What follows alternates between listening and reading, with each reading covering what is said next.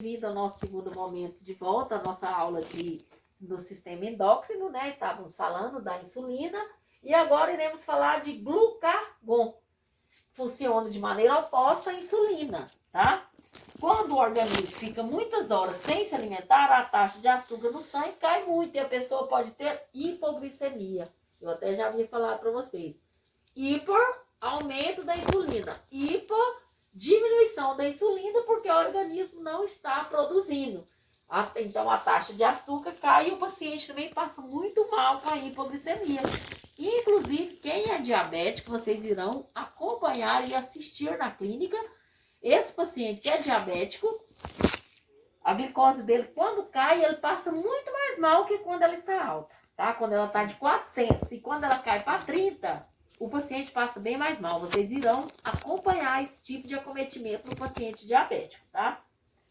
Que gera sensação de fraqueza, tontura, levando em minutos o caso de ao desmaio. O paciente chega desmaiado no pronto-socorro por hipoglicemia.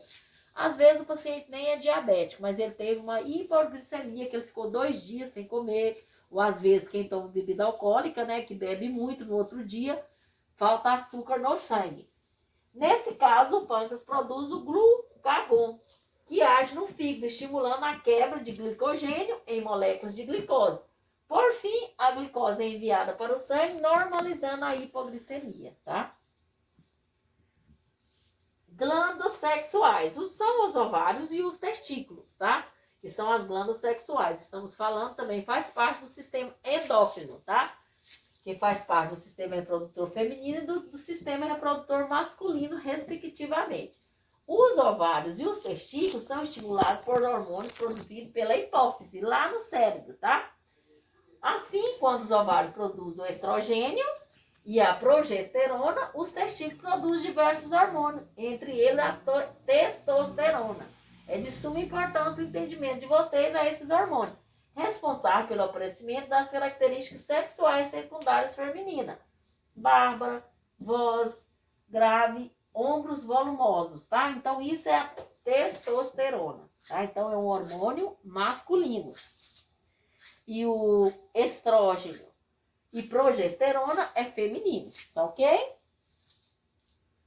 Hipotálamo é uma estrutura que se localiza abaixo do tálamo, na região do diencéfalo, juntamente com o epitálamo e o tálamo.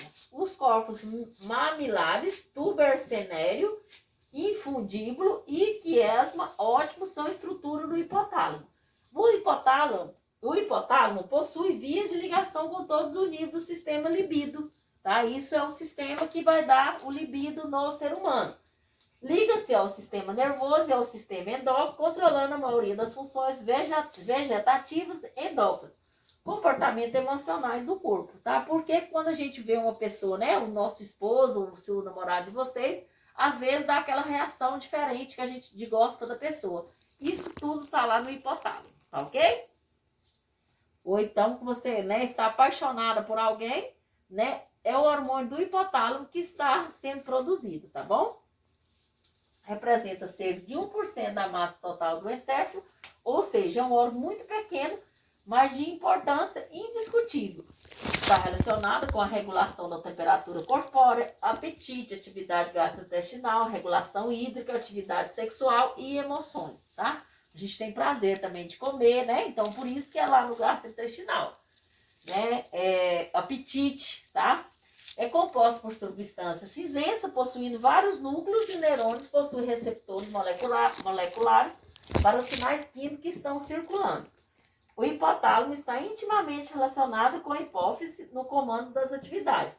Ele controla a secreção hipofisária, produz a ocitocina e hormônio antidiurético que são armazenados pela hipófise. Tá? Então, é muito importante o sistema endócrino, tá, gente? Centro vegetativo endócrino, regulação cardiovascular, alterações da pressão arterial e frequência cardíaca, tá? Também é o controle vegetativo endócrino, regulação da temperatura, a temperatura do sangue que passa pelo hipotálamo, regulada a atividade dos neurônios, aumentando assim a atividade de temperatura, regulando a regulação hídrica, controla a água corporal através da sensação de sede e perda de água pela urina. Contração uterina e injeção de leite. O hipotálamo produz a ocitocina, que até quando a gestante chega no pronto-socorro, às vezes tem que aumentar esse hormônio, colocar mais a citocina nela. E nós produzimos a ocitocina, tá? Que controla essas duas atividades. Controle hipotalêmico, o hipotálamo estimula a hipófise a secretar hormônios, tá?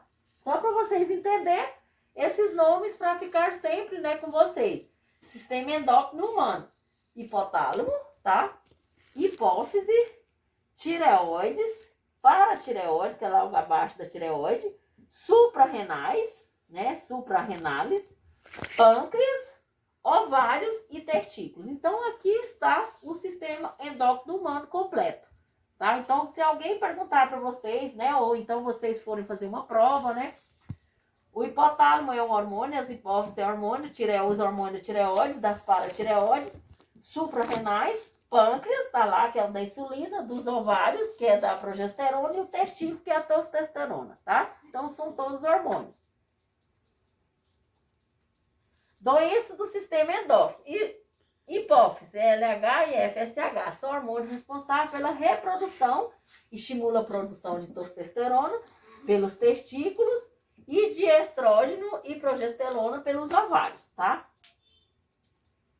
Que é o LH e FSH. No homem, o FSH estimula a produção de espermatozoides, tá? O LH age no testículo, favorecendo a produção de testosterona e hormônio sexual masculino. Na mulher, o FSH e o LH participam do ciclo menstrual, tá?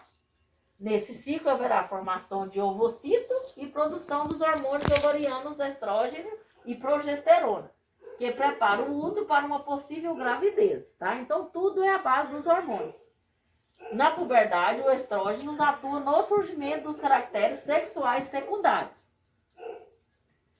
Sintomas. A falta desses hormônios, conhecida como hipogonadismo, leva à falta de caracteres sexuais secundários masculino ou feminino.